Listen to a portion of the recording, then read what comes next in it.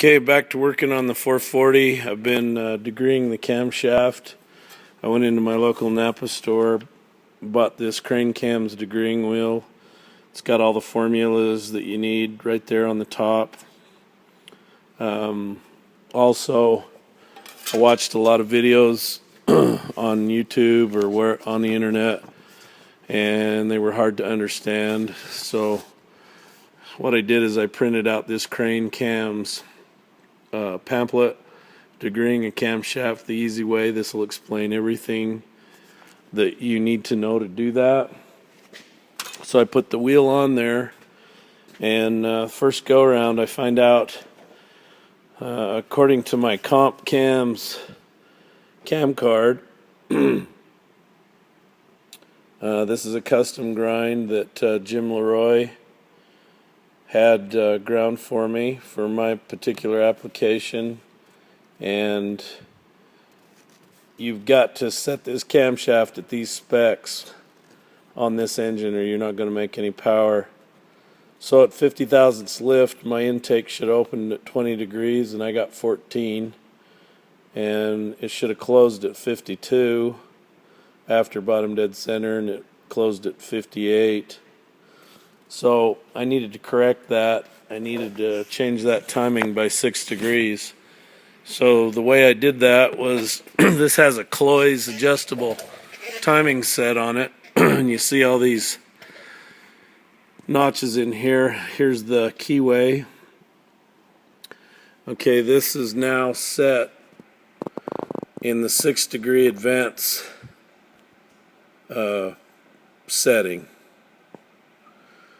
And then you come around here to this magic marker point, and that was the 6 degree advance mark to line up on the camshaft gear right here. So this particular setup will let you go 8 degrees advance or 8 degrees retard.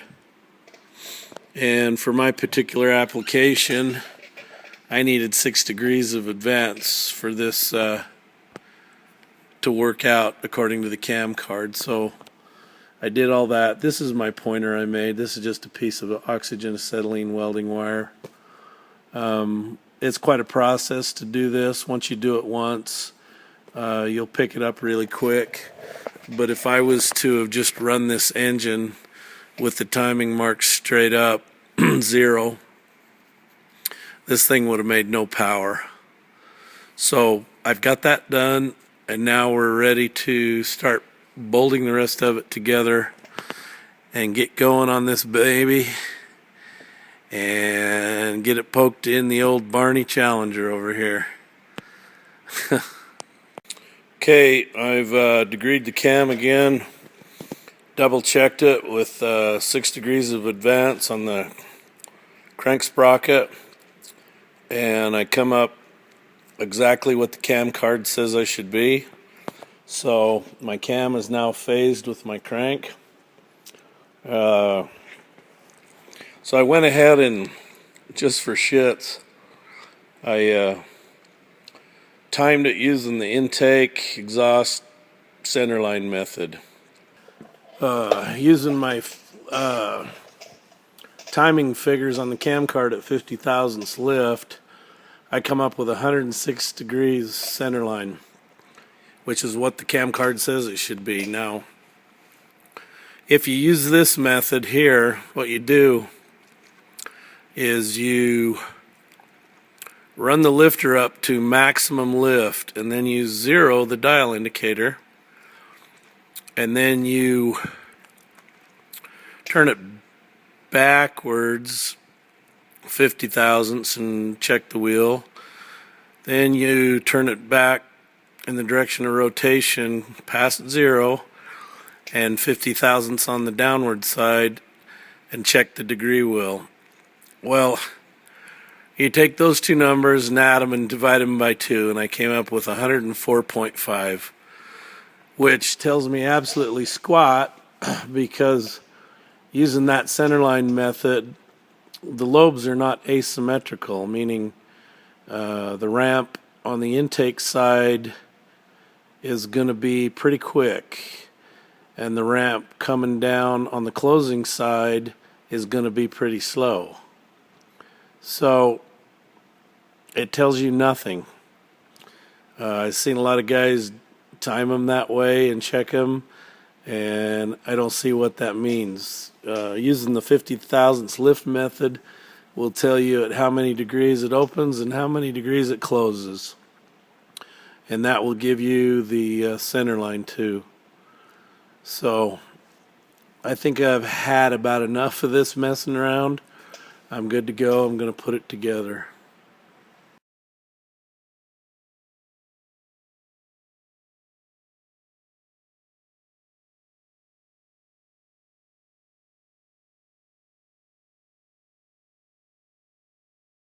This is the comp cam's directions. They're not real fond of using the centerline method. It says there are two popular methods for degreeing a cam. One using the opening and closing figures at 50 thousandths tappet lift off the base circle of the cam. Two, using the intake centerline method. We believe that degreeing the cam using the opening and closing at 50 thousandths lift is much more accurate. The problem with the centerline method is it has you finding the theoretical center line of the intake and or exhaust lobe. It makes the assumption that the lobe you are checking is symmetrical, with its opening side being the exact same shape as the closing side of the lobe. Most modern cam lobes are asymmetrical, with the opening side of the lobe being much more aggressive and the closing side more gentle.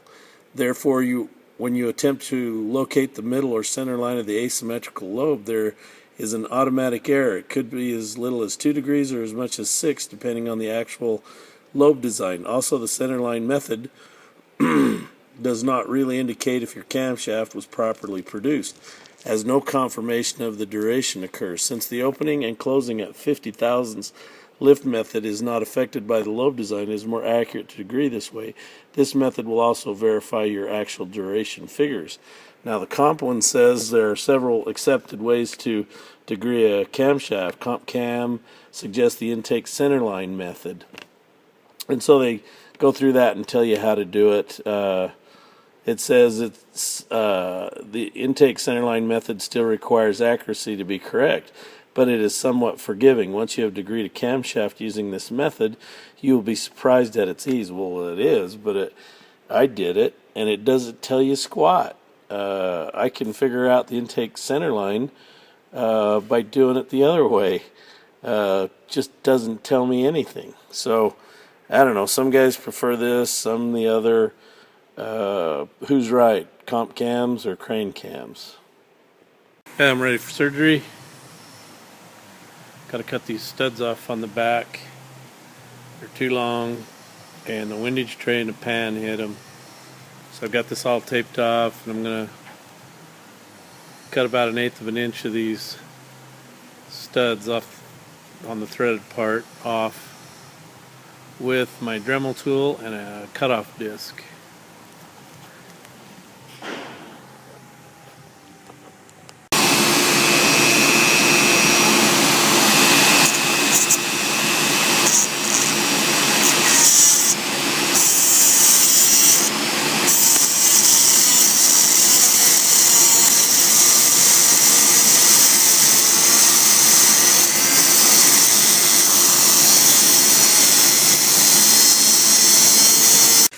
Okay, I got the studs cut off. That one didn't work out very well. Didn't get it down far enough, but that one did. Worked out really well.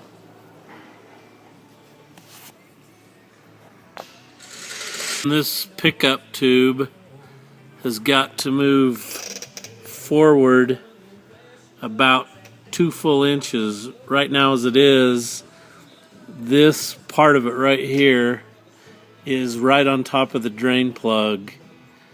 Measures about from the center of the front pan rail bolts back to this 13.5 inches, and so you got to come back in here around 11 or so to clear that drain plug. So if I have to modify this to go that far, I'm thinking cut this tube off right here, turn it where I need it, and weld it back together. What do you think? This is the pan and when this pickup tube is in here, it sits back in there like that, right over top of that drain plug in there. So, and it's not 13.5 inches, it's 13 inches from the center of these holes back to the edge of this, and that puts it clear back in there. I'm thinking probably the only way to make this work is to cut it off right there and rotate it around till it'll sit down in there like that, and then weld it back together. To modify the oil pickup, the owner of 440 Source said this is the pickup I need for the pan I bought, which is that pan right there from 440 Source. And there's no way in the world it would work because it was oriented so far around this way it would touch the drain plug. So I cut it in half right here at this short part, turned it around, and MIG welded it back together. So I got these studs back here cut off, and this fits down tight now. So I'm going to test fit the pan. Everything looks good. I'm going to bolt the pan down and put the gaskets on.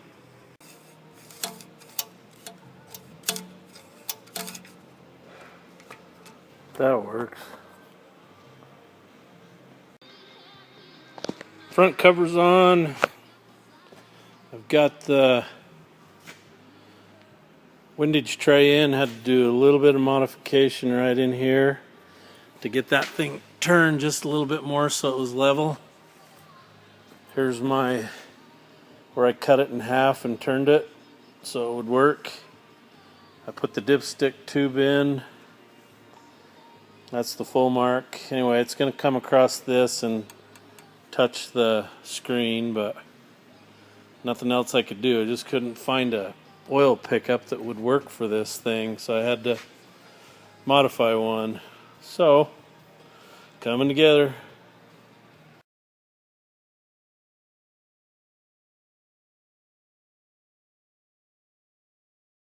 Okay, I got the pan on. Check out those shiny stainless steel bolts, polished in fact. Okay, I got all my lifters covered in the sticky red Comp's assembly lube, Comp Cams assembly lube, and I've been putting them in the block here. And you gotta, on a big block, you gotta face the tie bar towards the cam.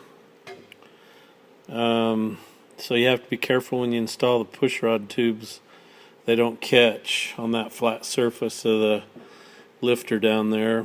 I'd turn them the other way. I've got plenty of room on this side, but right here on this right bank, you got a big radius for that water port right there, and that tie bar will rub right here, so they've got to face towards the cam.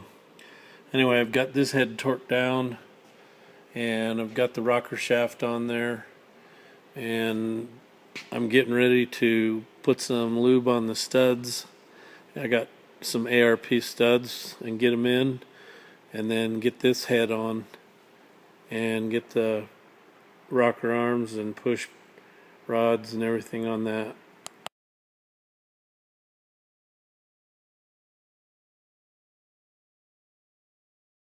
This is my Melling high volume oil pump, and I've taken it apart to clean it up.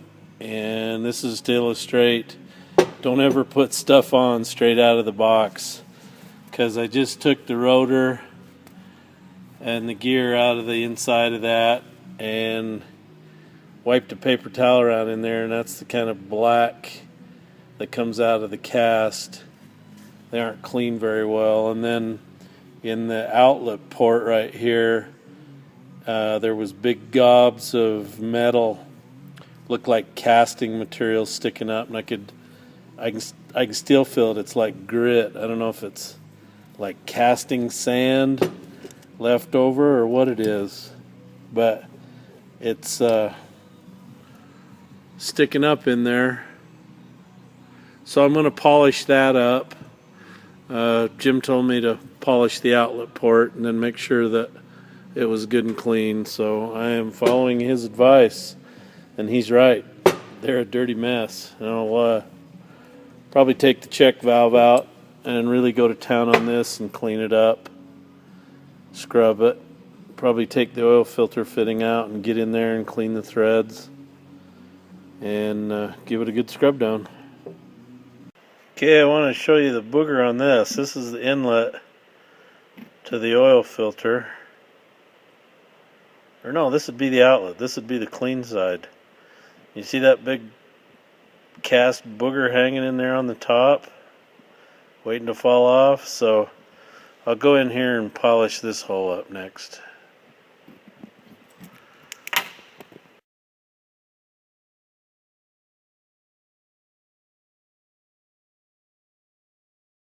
Okay, I've got pretty much everything on. I need to start taping off. I'm going to paint all the gray iron that you see. I'm not going to paint the heads or the pan or anything else, just the block. And I'm thinking about painting the block the same color as the car, a purple color. So, time to get out the tape and get going on that, get her all taped off and get her painted.